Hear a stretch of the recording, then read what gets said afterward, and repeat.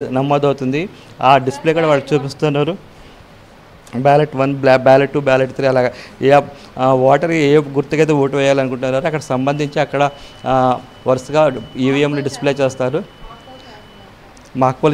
ఈ mock polling అయిన తర్వాత 7 గంటలకి అయితే చూస్తారు.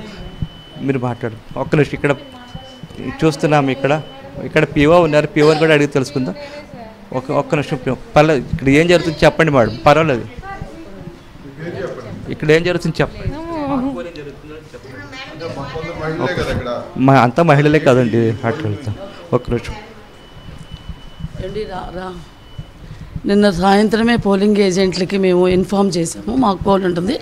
వాళ్ళు హాఫ్ అన్ అవర్ బిఫోర్గానే ఇక్కడికి వచ్చి రైట్ టైంకి మా పోల్ అనేది స్టార్ట్ అవడానికి వాళ్ళు చాలా సహకరించారు.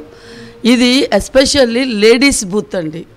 అది అంటే కమిషనర్ గారు కావాలని ఈ బూత్లో ఓన్లీ లేడీస్నే ఇచ్చి మీరు చేయగలరు అని చెప్పి చేశారు. దానికి మాకు ఏజెంట్లు కూడా సహకరిస్తున్నారు. ప్రస్తుతం వరకు చాలా ప్రశాంతమైన వాతావరణంతో చాలా హోమ్లీగా మేము పోలింగ్ని కండక్ట్ చేసుకుంటున్నాం.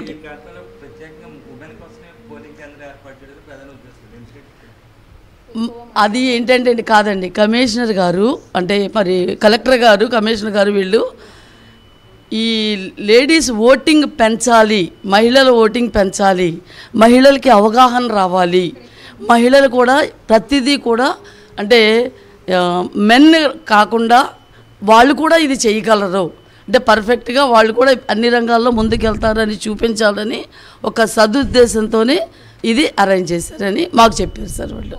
Thank you. చూస్తున్నాం మనం పోలింగ్ సిబ్బంది ఏ విధంగా చెప్తున్నారు. వీళ్ళైతే ప్రత్యేకంగా ఇది పోలింగ్ కేంద్రాలు మహిళలకి ఏర్పాటు చేస్తామని చెప్తున్నారు. మొత్తం మీద అయితే ఏలూరు జిల్లాలోని పోలింగ్ అయితే 7 గంటల ప్రారంభం కానుంది. ప్రస్తుతానికి అయితే మాక్ పోలింగ్ జరుగుతుంది.